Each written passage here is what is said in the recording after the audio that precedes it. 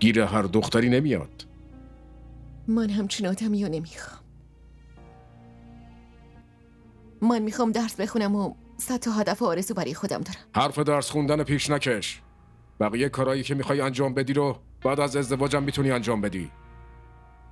من نمیخوام ازدواج کنم بابا، در ضمن میخوام مامانم رو ببینم.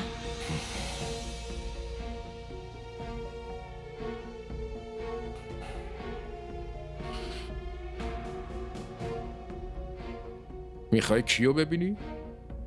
من از مامان واقعیم جهان آرا حرف میزنم. بسه اسمشو نیار.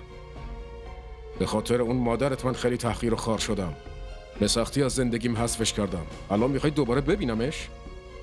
من نمیتونم آبروی خودم رو ببرم، فهمیدی؟ بابا من که درخواست اشتباهی ندارم. اون مادرمه و میخوام ببینمش.